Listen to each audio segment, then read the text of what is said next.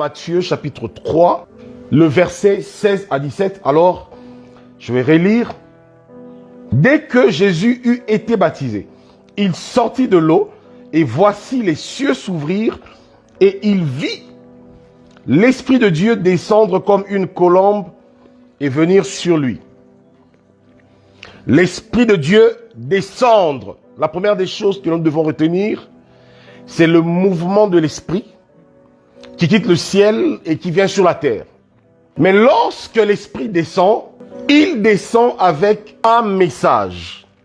Il descend avec un discours. Il vient avec un son, un cri du chauffard. Le cri du chauffard qui représente, qui désigne bien évidemment un cri prophétique. Un message. Et donc, lorsque le Saint-Esprit descend, le ciel va s'ouvrir et le ciel va rendre un témoignage. Celui-ci est mon Fils bien-aimé en qui j'ai placé toute mon affection. Alors, le terme affection est tiré d'un mot grec, eudokeo, qui signifie prendre plaisir, trouver agréable. En d'autres termes, Dieu qui n'a plus jamais pris plaisir dans l'homme depuis le péché adamique, va au 1er siècle rendre le témoignage de son affection, de son plaisir total qu'il trouve en un seul homme dans toute l'humanité. Ce discours que Yahweh n'a pas déclaré sur Moïse, sur Noé, sur Enoch, sur Abel, sur Abraham, même pas sur David. Mais lorsque Yehoshua Hamashiach va sortir des eaux du baptême, le ciel s'ouvre et Yahweh déclare que celui-ci est mon Fils bien-aimé en qui j'ai placé toute mon affection. Celui-ci est mon Fils bien-aimé qui fait tout mon plaisir, qui fait toute ma joie. Celui-ci est mon Fils bien-aimé à qui je ne résiste pas. J'ai envie de dire que Yehoshua le Fils est la faiblesse du cœur du Père. Amen. Parce que toute l'affection du Père repose sur le Fils. Voilà pourquoi le rôle de l'Église n'est pas de connaître autre chose. L'appel ultime de l'Église, c'est de connaître le Fils. Amen. Colossiens 1, 15 à 17. Il est l'image du Dieu invisible. Là, on parle du Fils. Il est l'image du Dieu invisible, le premier-né de toute la création. En lui, le Fils qui est l'image du Père qui est invisible, en lui ont été créées toutes les choses qui sont dans les cieux et sur la terre, les visibles et les invisibles. Trône, dignité, domination, autorité, tout a été créé par lui et pour lui. Et donc, la parole ici, notamment la doctrine de l'apôtre Paul nous enseigne que le Fils en qui le Père place toute son affection est le maître de toutes choses et est essentiellement le maître de la création. Pourquoi? Parce que le Père est invisible. Le Père est esprit par essence. Or, quand le Père qui est invisible veut se manifester dans le visible, il se révèle par qui? Par le Fils. Amen. De sorte que son action est exécutée par le Fils. Donc, en fait, le Fils représente l'exécution du plan et de la volonté du Père qui est invisible.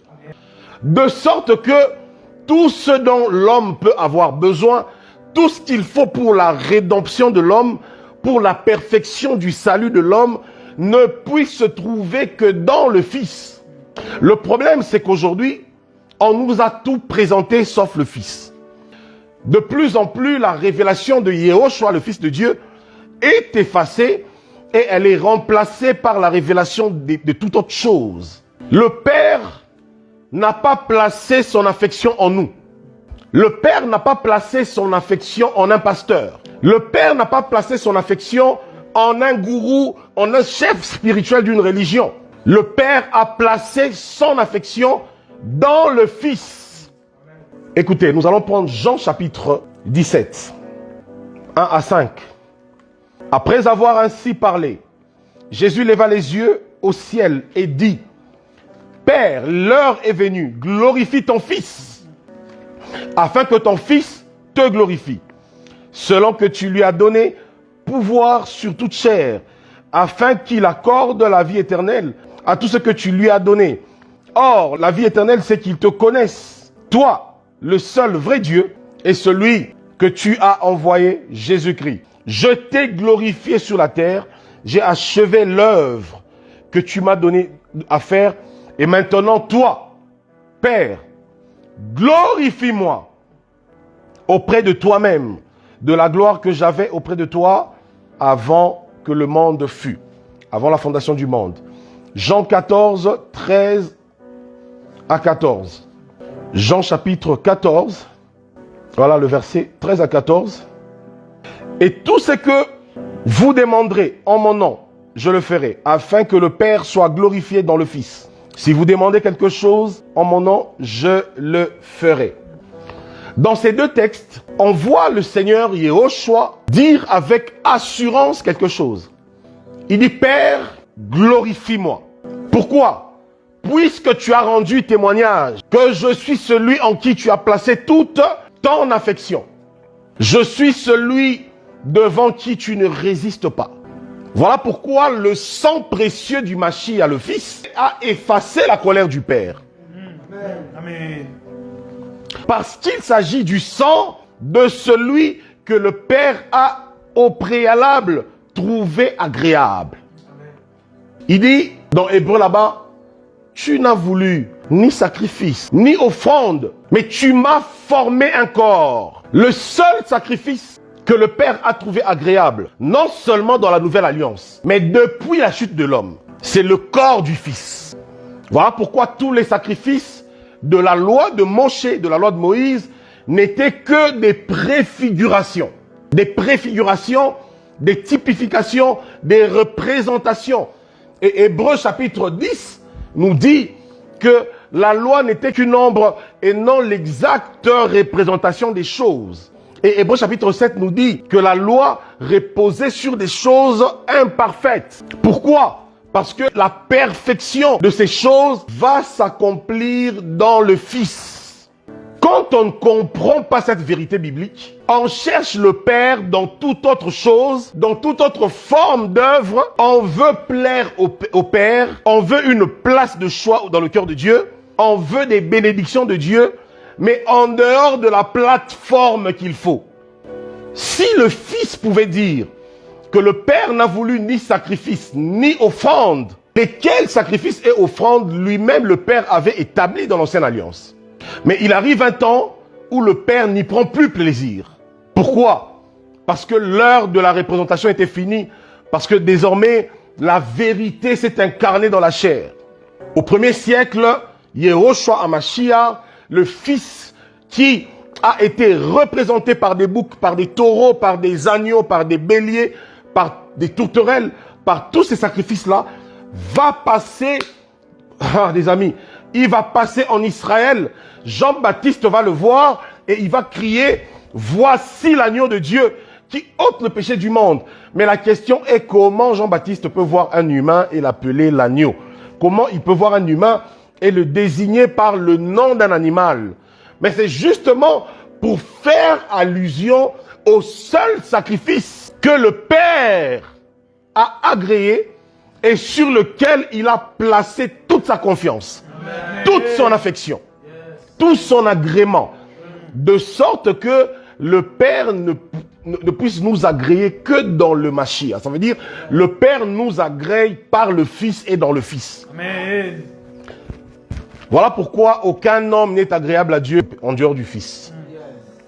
Peu importe ses sacrifices et ses œuvres. Peu importe sa moralité humaine et sa piété. Alors malheureusement, aujourd'hui, quand on veut nous prêcher la bénédiction, on nous présente un ensemble des choses à faire pour plaire à Dieu et pour être béni. Et généralement, ça tourne autour d'une manipulation financière. On va parler d'offrande prophétique à gauche, offrande prophétique à droite, acte de foi à gauche, acte de foi à droite, sceller la parole à gauche, sceller la parole à droite. Et comme les hommes ignorent qui est le Fils et quelle est l'œuvre qu'il a accomplie, eh ben, on essaye encore de vouloir avoir une place dans le cœur de Dieu par nos œuvres. Alors que dans son introduction, Paul, dans l'Épître aux Romains, a déjà réglé le problème de l'homme et de ses œuvres en disant que tous ont péché et sont privés de la gloire de Dieu. Tous, sans exception. Au fait, l'information que Paul nous emmène dans ces textes de Romains, c'est que même les patriarches reconnus, cités comme héros de la foi, dans Hébreux 11, les patriarches notamment de l'Ancien Testament, sont eux aussi coupables et donc ont été disqualifiés des critères de la gloire de Dieu. Tous. Moïse, péché, disqualifié. Abraham a péché, disqualifié. Joseph, disqualifié. Élisée, disqualifié. David, disqualifié. Voilà pourquoi tous sont descendus dans le séjour des morts et attendaient la rédemption. Mais il y a eu un seul en qui le Père a trouvé plaisir.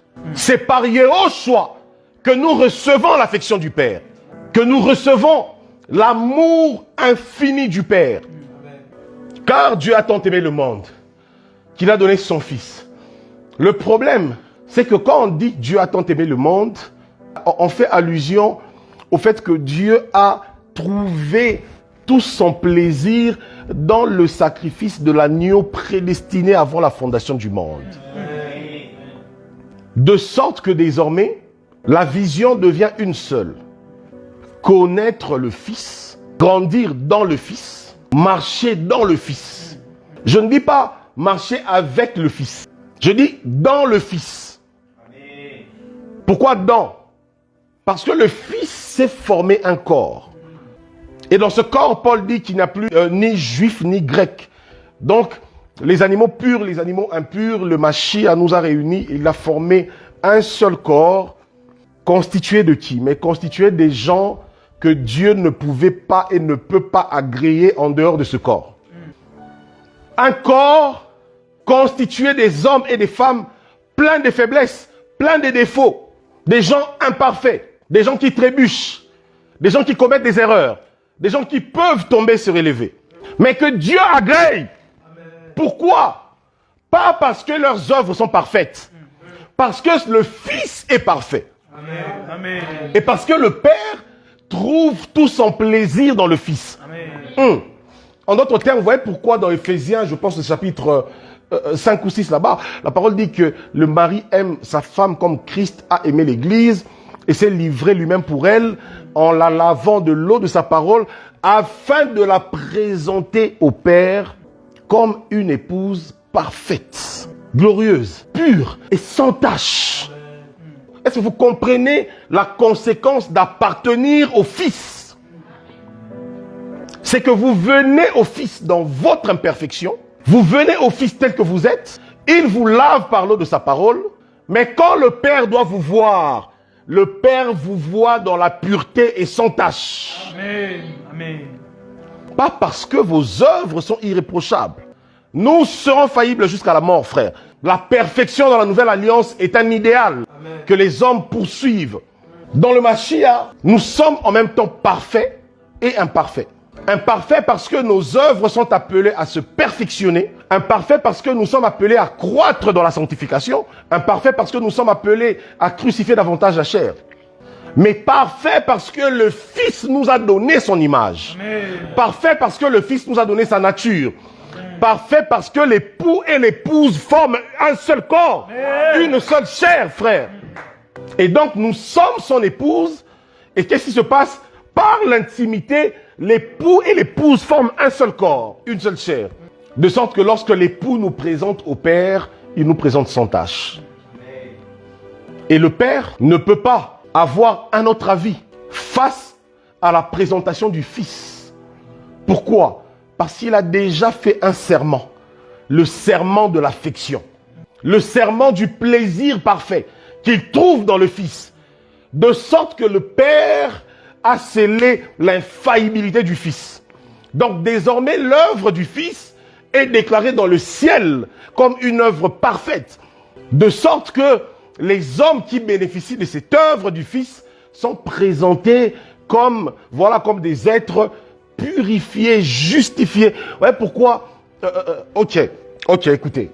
Dans le livre de Matthieu, le Seigneur Yehoshua dit, si votre justice ne dépasse pas celle des pharisiens, vous n'entrerez pas dans le royaume. La grande question, c'est de savoir que signifie la justice des pharisiens. La justice des pharisiens, c'était l'observation d'un ensemble des préceptes d'hommes. Encore qu'il faut faire la différence entre la Torah de Moïse, d'une part, et les lois orales, d'autre part.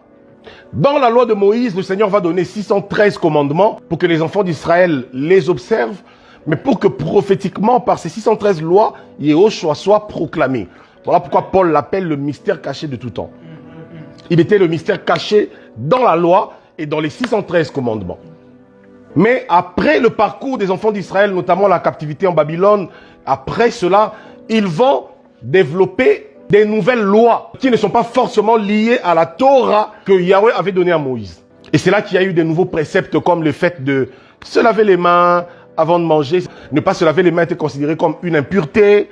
Les préceptes d'hommes qui avaient été ajoutés, de sorte que, arrivé au 1er siècle, les pharisiens pouvaient, parce que le terme pharisien qui signifie séparé, donc c'est des gens qui se considéraient comme étant des séparés de la société par leur piété.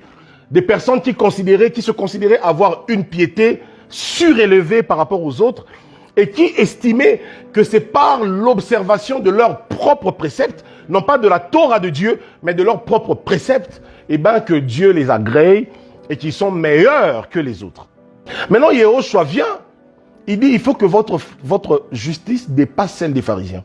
Je me mets à la place des disciples au 1er siècle. Quand ils ont entendu ça, ils ont dit, mais Seigneur, c'est quoi cette histoire? Parce que la justice des pharisiens, mais c'est l'ensemble de beaucoup de choses compliquées, essayant de plaire à Dieu. Maintenant, tu nous demandes d'avoir une justice qui dépasse celle-là. Ça veut dire que nous devons mettre encore en place un ensemble de préceptes, des nouveaux dogmes pour essayer de te plaire. Or, Yehoshua sait qu'à la croix, il va lui-même être révélé désormais comme étant la révélation, la manifestation de la justice de Dieu. Amen.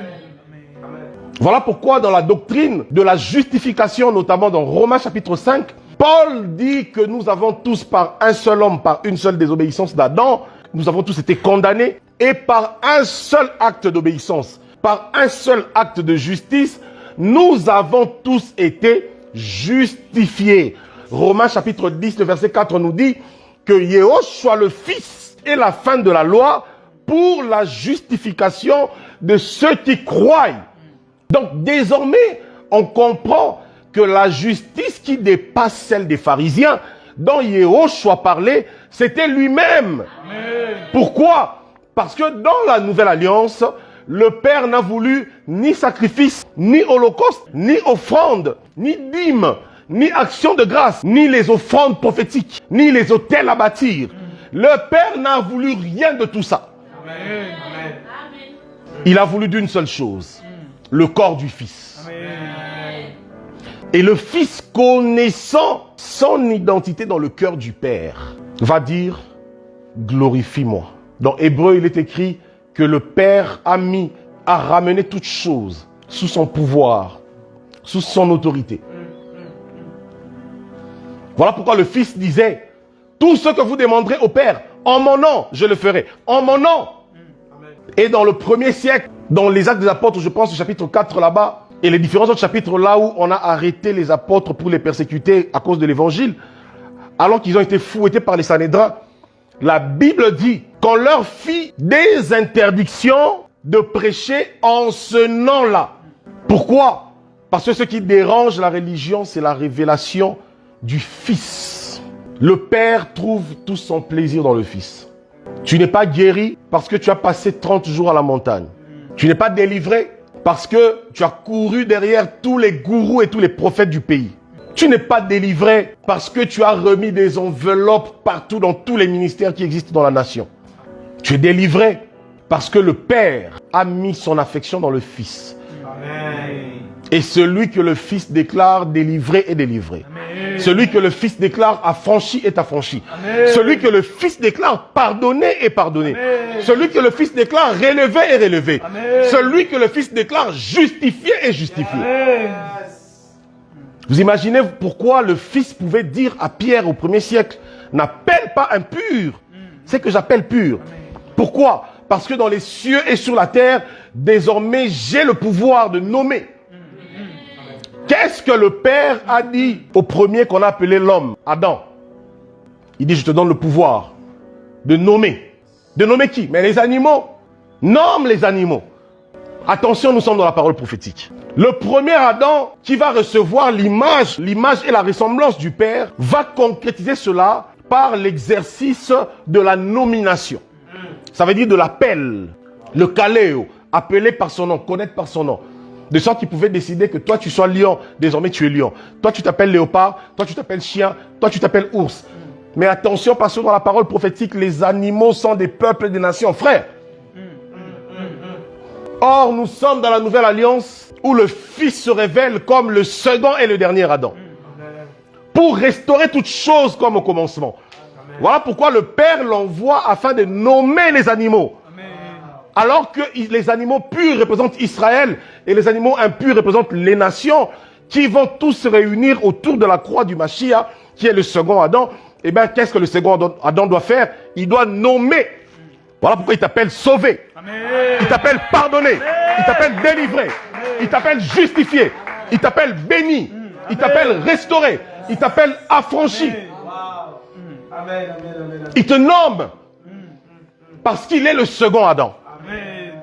Et ce qu'il déclare sur la terre est scellé dans les cieux. Si tu déclares sauvé sur la terre, tu es déclaré sauvé dans les cieux. S'il t'appelle fils sur la terre, tu es appelé fils dans les cieux. Pourquoi? Parce que le Père a placé en lui toute son affection. Frère, quand tu connais Yehoshua Mashiach, tu deviens inébranlable. Quand tu connais cet homme, tu deviens indestructible. Vous voyez pourquoi Paul pouvait dire: qui accusera les élus de Dieu? Qui? Si Satan lui-même ne peut plus les accuser, quel homme accusera les élus? Quelle religion accusera les élus? Quel autel familial, ancestral accusera les élus? Le problème, c'est que les rachetés qui sont passés par la croix sont désormais rentrés dans le corps de celui qui trouve toute l'affection du Père. La religion nous dit, ils disent il faut bâtir des autels pour être béni. Il faut faire alliance avec Dieu. Faites alliance, créez une alliance. Or, quand on lit dans la parole, on réalise qu'aucune alliance n'a été traitée entre Dieu et l'homme à l'initiative de l'homme dans la parole. Ça n'existe pas. En matière d'alliance, c'est toujours le garant qui vient vers le plus petit. C'est Yahweh qui est venu vers Noé pour lui dire: je t'ai choisi, bâtis-moi une arche. Il va, après le déluge, agréer l'odeur du sacrifice de Noé et il dit: je traite une alliance de paix avec toi. Je ne détruirai plus la terre par le déluge. Il va ensuite se révéler à Abraham. Il dit: je viens vers toi. Je traite alliance avec toi. Abraham n'avait rien demandé. Il ne le connaissait même pas. Il était dans le pays de Chaldéens, en train d'adorer les dieux des Chaldéens. Elohim se révèle à lui. Il dit: je traite alliance avec toi. Et aujourd'hui, on nous parle des alliances. Il faut créer une alliance et bâtir des autels à travers des offrandes qu'on va donner à tous ces prophètes-là. La manipulation. Bâtir des hôtels, bâtir des hôtels, bâtir des hôtels, bâtir des hôtels. Mais le problème, c'est lequel? Nous allons prendre un texte dans Hébreu. Hébreu chapitre 13. Hébreu 13, 9 à 16. Ne vous laissez pas entraîner par des doctrines diverses et étrangères, car il est bon que le cœur soit affermi par la grâce et non par des aliments qui n'ont servi de rien à ceux qui s'y sont attachés. Nous avons un autel, dont ceux qui font le service au tabernacle n'ont pas le pouvoir de manger. Le corps des animaux dont le sang est porté dans le sanctuaire par le souverain sacrificateur pour le péché sont brûlés hors du camp. C'est pour cela que Jésus aussi, afin de sanctifier le peuple par son propre sang, a souffert hors de la porte. C'est pour cela que Jésus aussi, afin de sanctifier le peuple par son propre sang, a souffert hors de la porte, sortant donc pour aller à lui hors du camp en portant son opprobre. Car nous n'avons point ici-bas une cité permanente, mais nous cherchons celle qui est à venir. Par lui, offrant sans cesse à Dieu un sacrifice de louange, c'est-à-dire le fruit des lèvres qui confessent son nom. Et n'oubliez pas, la bienfaisance et la libéralité, c'est à de tels sacrifices que Dieu prend plaisir. Quand on parle de la bienfaisance et de la libéralité, effectivement, il s'agit des actes matériels. Mais seulement, la parole nous fait comprendre une chose, que les offrandes, tout ce qu'on peut offrir matériellement, ne sont pas des nouveaux autels que nous bâtissons. Parce que nous les offrons par lui. Ça veut dire il y a un autel qui a déjà été bâti. Vous voyez pourquoi, face à 400 prophètes de Baal, Élie n'a pas placé, n'a pas érigé plusieurs autels. Il a érigé un seul, sur lequel il a établi le taureau. Parce que même devant 400, 450 défis différents, même devant 450 malédictions différentes, nous n'avons pas besoin de 450 autels. Nous avons besoin d'un seul autel. C'est l'autel de Yehoshua Hamashiach à la croix. Pourquoi? Parce que c'est celui qui jouit de toute l'affection du Père. C'est en lui et par lui que le Père nous a agréés. On tombe sur des choses, sur des discours de manipulation tels que tu ne te présenteras pas devant la maison de Dieu les mains vides. On dit on ne peut pas se présenter dans la maison de Dieu les mains vides. Un texte tordu de tout son sens, parce que premièrement tiré de Deutéronome chapitre 16 là-bas, le verset 17. Mais de quoi la parole parle en réalité? Deutéronome 16, le verset 16. Ici on est dans la loi de Moïse, on n'est pas encore dans l'évangile de Christ et des apôtres. Nous sommes dans la période de la loi de Moïse, notamment dans Deutéronome qui est le 5e livre de la Torah. 3 fois par année, tous les mâles d'entre vous, la première information, il s'agit de tous les mâles, donc tous les hommes. 3 fois par année, tous les mâles d'entre vous se présenteront devant l'Éternel, ton Dieu, dans le lieu qu'il choisira, notamment Jérusalem, à la fête des pains sans levain. Première fête, pains sans levain. La deuxième fête, à la fête des semaines. La troisième, c'est et à la fête des tabernacles. On ne paraîtra point devant l'Éternel les mains vides. Donc, on ne paraîtra point devant l'Éternel les mains vides est une recommandation qui avait une application mosaïque par rapport à ces 3 fêtes juives. Il y avait plusieurs célébrations religieuses juives, mais parmi ces célébrations, il y avait essentiellement les 7 fêtes de l'Éternel. Et parmi ces 7 fêtes, il y en avait 3 qu'on appelait les fêtes de pèlerinage. C'était des célébrations qui nécessitaient à ce que les Juifs, les mâles, se retrouvent à Jérusalem, bien évidemment avec des sacrifices pour les offrir dans le temple. Il s'agissait premièrement de la fête des semaines, la fête de pain sans levain deuxièmement, et de la fête des tabernacles. Alors, on peut retrouver maintenant les sacrifices dont on parle. Quand on dit « tu ne te présenteras pas devant l'Éternel les mains vides », on peut retrouver ces sacrifices dans Lévitique, chapitre 23. L'ignorance va tomber au nom de Yehoshua Hamashiach. Amen. Lévitique 23, 15 à 22. Là, il s'agit de la fête des semaines. Depuis le lendemain du Shabbat, du jour où vous apportez la gerbe pour être agitée de côté et d'autre, vous compterez 7 semaines entières. Vous compterez 50 jours jusqu'au lendemain du sabbat, du 7e sabbat, et vous ferez à l'Éternel une offrande nouvelle. Vous apporterez de vos demeures 2 pains, pour qu'ils soient agités de côté et d'autre. Ils seront faits de 2 dixièmes de fleur de farine et cuits avec du levain. Ce sont les prémices à l'Éternel. Outre ces pains, vous offrirez en holocauste à l'Éternel 7 agneaux d'1 an, sans défaut, un jeune taureau et 2 béliers. Vous y joindrez l'offrande et la libation ordinaire comme offrande consumée par le feu d'une agréable odeur à l'Éternel.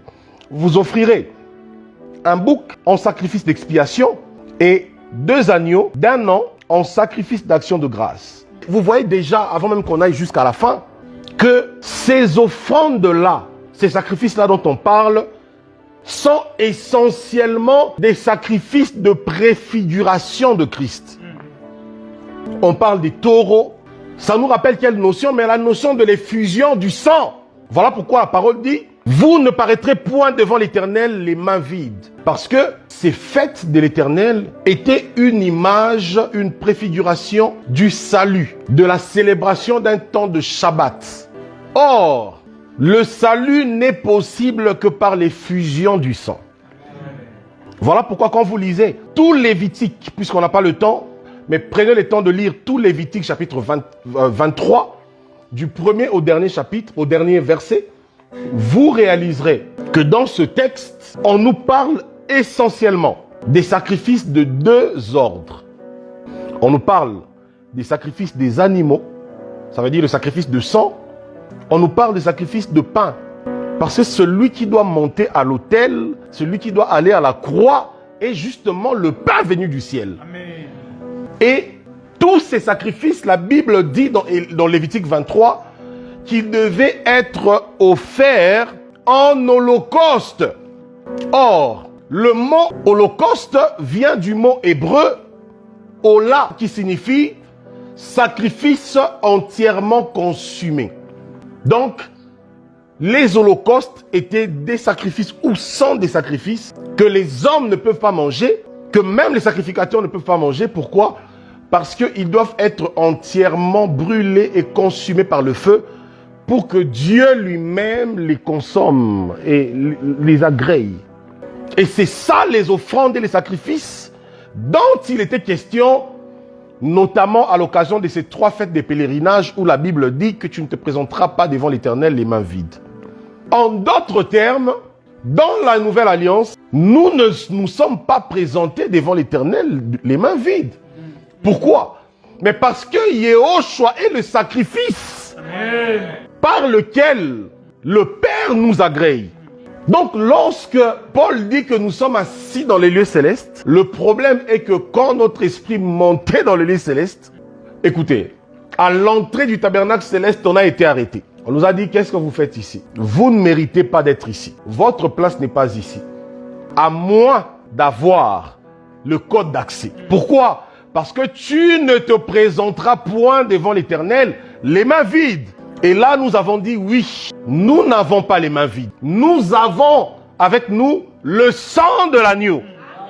Nous avons avec nous le sang par lequel l'agneau est entré une seule fois pour toutes dans le tabernacle céleste afin que nous soyons réconciliés et agréés par lui. Donc, lorsque quelqu'un vient te dire on ne vient pas devant Dieu les mains vides, dis-lui, je ne suis pas devant Dieu les mains vides. Je ne viens pas devant Dieu les mains vides. Je m'approche du Seigneur par le sang de Yehoshua. Amen. Donc, le prix de ma présence dans la présence de Dieu, c'est Yehoshua Hamashiach offert en holocauste sur l'autel, frère. Le Père affectionne le Fils. Le Père trouve dans le Fils tout ce qu'il faut pour notre salut. Celui-ci est mon Fils bien-aimé, en qui j'ai placé toute mon affection.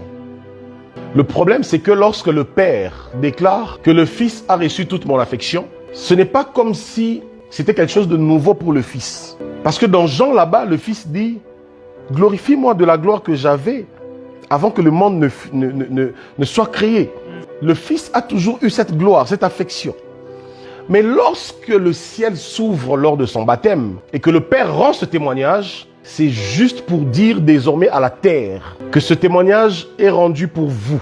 Vous, petits enfants, vous, faibles hommes, vous qui étiez autrefois maudits, vous qui étiez autrefois pécheurs, vous qui étiez autrefois esclaves, vous qui étiez autrefois condamnés, vous qui étiez autrefois rejetés, vous qui étiez autrefois disqualifiés. Pour vous, sachez que j'ai placé toute mon affection en Yehoshua le Fils, afin que par lui, vous receviez tout de moi. Voilà pourquoi Jacob ne pouvait que voir l'échelle, cette échelle qui reliait le ciel et la terre, sur laquelle les anges montaient et descendaient. Mais pourquoi les anges doivent monter et descendre sur une échelle? Parce que l'ancienne alliance, c'est la dispensation de la rupture, de la séparation et de la distance infinie entre la terre et le ciel. Voilà pourquoi Adam a été chassé du jardin et il y eut 2 chérubins protecteurs pour barrer le chemin. Et voilà pourquoi dans le tabernacle de Moïse, l'homme ne pouvait pas accéder au Saint des Saints. Seul le souverain sacrificateur, qui est l'image de Yehoshua, pouvait entrer une seule fois. Et donc, l'homme n'y avait plus accès. Il y a la séparation entre le ciel et la terre. Or, il est écrit dans Matthieu 6 que ton règne vienne, que ta volonté soit faite, ou sur la terre comme au ciel. Il est écrit dans Ésaïe que le ciel est son trône, la terre est son marchepied. Donc il faut qu'il y ait mariage entre le ciel et la terre. Mais par le péché adamique, il y a eu rupture. Donc pour relier de nouveau le ciel et la terre, il faut une échelle. Pourquoi? Parce que le ciel, c'est les lieux élevés. On ne peut y accéder comme ça. Il faut une échelle. Et Jacob va voir cette échelle sur laquelle il voit des anges monter et descendre. Et Jean chapitre 1er nous dit vers la fin là-bas que Yehoshua est l'échelle que Jacob avait vue. De sorte que par lui, la terre soit réconciliée avec le ciel. Et pour servir de signe, voilà pourquoi le voile du temple devait être déchiré. Pour dire désormais, le mur qui séparait est brisé. Revenez. Prenez l'échelle et accédez. Le problème, c'est que dans Matthieu chapitre 3, quand le ciel s'est ouvert, il y a eu un message, la révélation du Fils. Amen. Le problème, c'est que dans Actes des Apôtres chapitre 7, alors qu'on le lapidait, Étienne était là. Alors qu'on le lapidait, il était là. Et puis à un moment, il dit, je vois le ciel ouvert. Mais quand le ciel s'est ouvert pour Étienne, Étienne va voir quoi?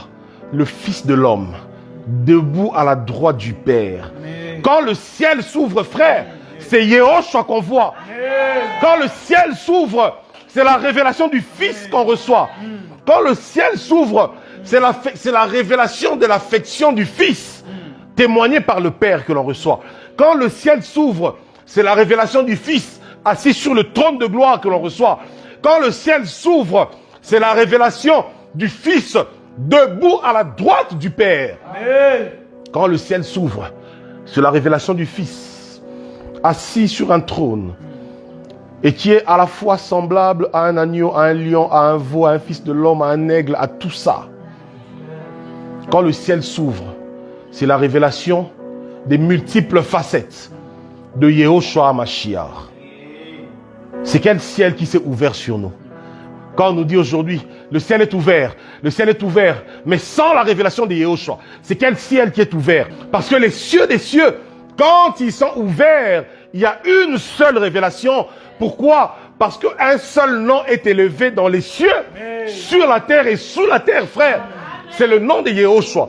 Or, quand on parle de son nom, on parle de la révélation de qui il est. On parle de la révélation de toutes ses facettes. C'est pourquoi Paul parle de le connaître. De connaître Yehoshua dans sa longueur, dans sa largeur, dans sa hauteur et dans sa profondeur. Les 4 dimensions de la connaissance de Yehoshua. Pourquoi? Parce que quand le ciel s'ouvre, on reçoit la connaissance de cet homme. On reçoit l'illumination de la révélation de qui il est. Et plus on connaît qui il est, plus on reçoit de l'affection du Père témoignée sur lui, le Fils. Ah, pourquoi j'aimerais dire à nos amis, connaissez le Fils. Amen. Vous avez trop couru derrière les hommes, derrière les prophètes, derrière les religions. Vous avez trop fait des offrandes pour être délivrés. On vous a trop manipulé. Offrande pour la délivrance. Bâtir des hôtels. Faire ceci. Faire cela. Vous avez trop souffert aussi avec la culpabilité. La culpabilité de vos péchés antérieurs. Croyez-moi, je suis aussi passé par là. J'ai aussi dans ma vie souffert du poids de mes péchés antérieurs jusqu'à ce que je comprenne qu'il y a un homme en qui le Père a proclamé, le Père a confessé toute son affection. Et le Père m'a dit, en lui et par lui, je t'agrée. À cause de lui, je te restaure. À cause de lui, je t'embrasse. À cause de lui, je te déclare pur. À cause de lui, j'ôte ta malédiction. À cause de lui, j'ôte ta honte. Alors relève ta tête, marche. Relève ta tête et avance. À cause de lui. Alors qui accusera les élus de Dieu? Qui accusera les élus de Dieu? Dites-moi son nom. Qui accusera les élus de Dieu? Si même la mort ne peut plus accuser les élus de Dieu, qui accusera? Si même la mort ne peut plus avoir de pouvoir sur les élus de Dieu, qui les accusera? Qui les accusera? À cause de Yehoshua, à cause de cet homme, à cause de cet homme, à cause Rabasatarabakaya, Karadibra, Karaba et Karaba, à cause de l'homme, à cause de l'homme que le Père a agréé, à cause de Yehoshua, à cause de Yehoshua, à cause de Yehoshua, à cause de Yehoshua, à cause du Fils, il a reçu l'affection du Père. Il a reçu l'affection du Père. Il a reçu l'affection du Père. Il a reçu l'affection du Père. Ebradi Agarida. Ebrada Goragaïze Garabaya. Jesus, ton œuvre est parfaite. Ton œuvre est parfaite. Ton œuvre est parfaite. Jesus, merci d'ôter, Seigneur, toute forme de malédiction en ce moment. Jesus, écoute-moi. Il n'y a donc plus aucune condamnation. Romains chapitre 8. Oh, Radia Karabagaya. Alors que l'homme adamique a pleuré de toute son existence, car Romains chapitre 7 nous présente l'image de l'homme adamique. L'homme adamique qui crie, qui dit: misérable que je suis, qui me délivrera? Misérable que je suis, condamné que je suis, maudit que je suis, pécheur que je suis, coupable que je suis, misérable que je suis. Qui me délivrera? Qui me délivrera? Qui me délivrera?